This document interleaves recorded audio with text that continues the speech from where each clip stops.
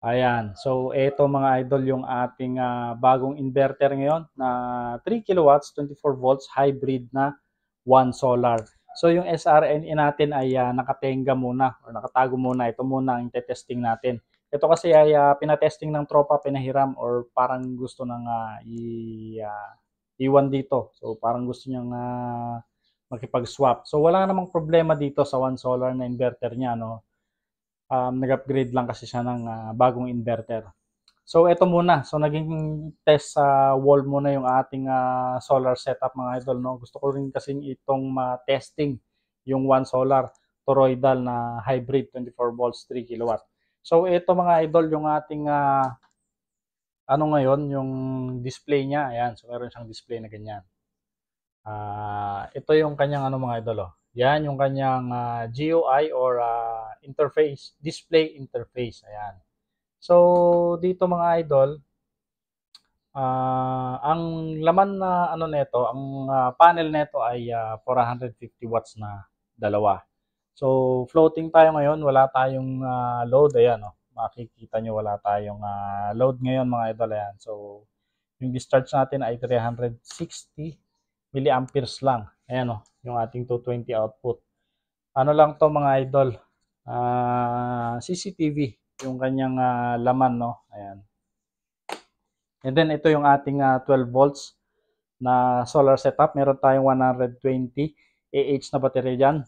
So, in-off ko muna yung panel kasi mag full charge na to maya maya dahil masyadong overpower yung ating 450 watts dito sa ating battery bank na 12 volts 120 AH. So ito ngayon mga idol, ngayon lang tayo nakapaggawa ng video kasi ngayon lang po gumanda yung panahon, no, dahil alam niyo naman yung mga nakaraang ano natin, yung bagyong Hiner. So ngayon lang mga idol, ngayon lang natin matetesting to. Ayan.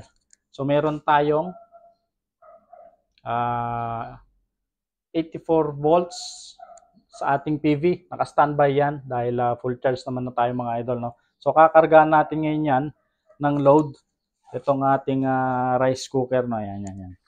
So isaksak muna natin. Bali nakakarga na rin pala yung rep natin kaso hindi naman po umaandar. Ayan. So may laman na yan.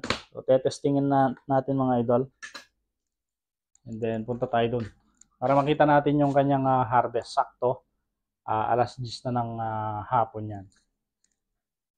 Ayan. So meron tayong discharge sa ating battery na 3 to 2 amperes. So ayan yung ating discharge mga idol. 65 watts. So maliit lang yung kanyang dini-discharge sa battery kasi maganda naman yung sikat ng araw. Ano na yan mga idol. Rekta na yung harvest ng panel sa ating load. Ayan. So yung ating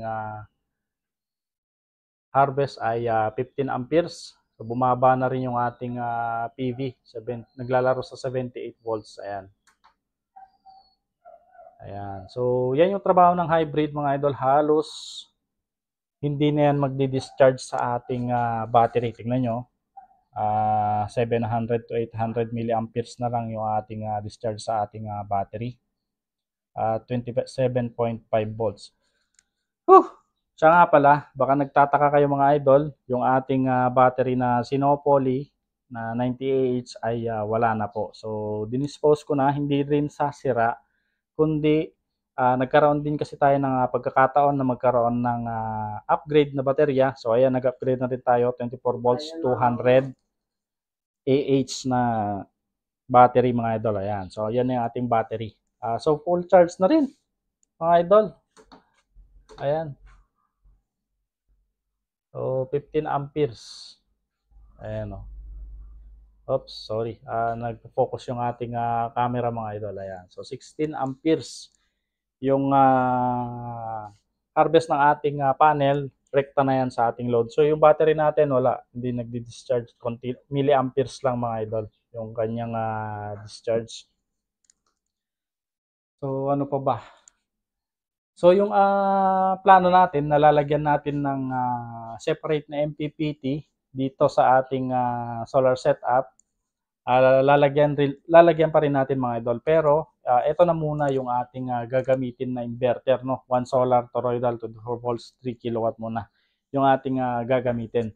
So regards naman na yung ating update dito sa ating 12 volts solar setup, kung saan nakalagay yung ating 455 watts na LV Topsun na solar panel na merong so nagasgas yung likod niya mga idol, no? Napunit yung likod or yung cover na parang cover ng likod ng ating panel at talagang naputol yung mga strand nung maliliit na strand ng ating solar panel. So update natin dito sa harvest ng ating 450 watts. So isang 450 watts lang yung nakalagay dito sa ating 12 volts mga idol. So yon natin. Isilipin natin kung ilang amperes yung ating oops, ito pala. Ayan. So yan yung harvest mga idol ng isang 455 watts na solar panel. Ayan, so nagte-20 amperes yan. Nung nakaraan mga idol, isang araw na uminit, umabot pa to ng mga 28 to 29 amperes yung harvest niyan. So regarding dun sa ating regarding dun sa kanyang naging punit sa likod ng panel, wala naman naging epekto sa kanyang performance, napakalakas pa rin. So saglit na lang to na po full charge niya mga idol. Kalahating araw lang, alauna, bago magalas 2 full charge na yung ating battery dito, no. So ayun lang muna mga idol, no, yung ating update dito sa ating ginawang kamada ng ating solar panel noon at sa ating mga naging progress dito sa ating solar setup. So para sa mga gustong magpagawa ng mga battery pack na mga idol sa kanilang solar setup, ito meron tayo ditong dumating na na baterya. Yan. So marami tayong dumating na bagong 32700 na baterya mga idol. Ito, dali, ilabas natin. Ayan. So ito mga ating mga bagong cells na dumating mga idol, no, 32700. Ayan, so sariling brand na natin yan. So yan yung ating brand name. Ay, sorry, hindi masyadong mahalata.